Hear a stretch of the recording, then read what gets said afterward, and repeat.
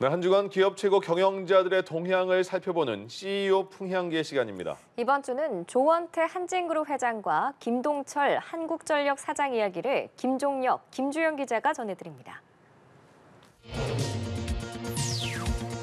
대한항공이 아시아나항공 인수를 눈앞에 두고 있죠. 조원태 한진그룹 회장 창립 55주년 기념사를 통해 통합 항공사에 대한 기대감을 나타냈습니다. 조 회장은 우선 수송보국의 창립 이념으로 사람과 사람을 잇고 필요한 곳으로 물류를 보내왔다며 한마음 한뜻으로 우리만이 걸을 수 있는 길을 꾸준히 걸어왔다고 지난 55년을 돌아봤습니다. 조 회장은 이어 올해 많은 불확실성과 새로운 과제들이 놓일 것으로 전망하면서 아시아나항공의 성공적인 인수와 통합항공사 출범을 위한 임직원 모두의 협력을 당부했습니다. 구체적으로 조 회장은 통합항공사를 정성껏 가꾸면 곧 글로벌 항공업계의 아름드리나무로 자랄 것이고 대한민국 항공업계에 건강한 산업 생태계가 조성될 것이라며 아시아나항공 인수 의미를 설명했습니다. 그러면서 새로운 100년 역사를 시작하는 첫 페이지를 자신 있게 써나갈 수 있도록 임직원 여러분이 한마음으로 도와주시길 부탁드린다며 아시아나항공 인수가 대한항공 새 역사의 시작점이 될 것이라고 밝혔습니다. 김동철 한국전력 사장, 한전 광주전남본부 및 담양지사를 시작으로 전국 단위의 CEO 현장 소통 설명회에 나섰습니다. 김 사장은 지난해 9월 취임한 뒤 줄곧 소통을 강조해왔죠. 이번 소통 설명회도 김 사장의 의지가 적극적으로 반영돼 마련됐는데요.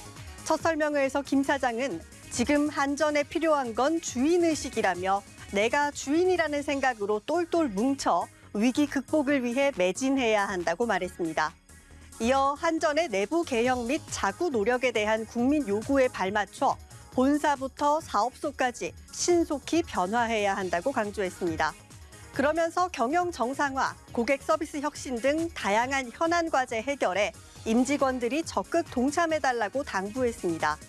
김 사장은 직원들과 질의응답 시간도 가졌는데요. 한전은 설명회를 통해 발굴한 여러 아이디어와 논의 내용들을 경영정책에 적극 반영한다는 계획입니다. 최태원 대한상의 회장, 서울상의 회장 연임에 성공하면서 대한상의도 3년 더 이끌게 됐습니다. 서울상공회의소는 최근 정기 의원총회를 열고 25대 회장에 최현 회장을 만장일치로 제추됐습니다. 최 회장은 초심으로 돌아가 스스로를 다잡고 서울상의를 잘 이끌겠다고 소감을 밝혔습니다. 이어 지난 3년간 새로운 접근법으로 많은 것을 시도했다며 앞으로 3년 동안 우리 경제와 사회가 마주한 난제를 푸는 게 기여하는 것이 제 소임이라 생각한다고 말했습니다. 서울상의 회장 연임이 확정되면서 최 회장은 임기 3년의 차기 대한상의 회장에 사실상 내정됐습니다. 관례적으로 서울상의 회장이 대한상의 회장을 겸하기 때문이죠. 최 회장은 오는 21일 열릴 대한상의 의원총회에서 제25대 회장에 재선임될 예정인데요. 앞서 최 회장은 지난 2021년 4대 그룹 회장 중 처음으로 20만 회원사를 둔 대한상의 회장에 올랐습니다. NH투자증권을 이끌어온 정영채 대표, 4연임을 앞두고 자진 사퇴했습니다. 정 대표는 최근 자신의 SNS를 통해 이번 주총 때까지 역할을 하고 회사를 떠나기로 했다며 이제 스스로를 정리할 적기라 판단했다고 밝혔습니다.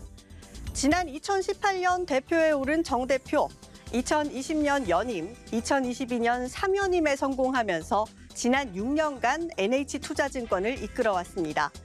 그 과정에서 창사 최대 실적, 1조 클럽 입성 등의 성과도 올렸죠.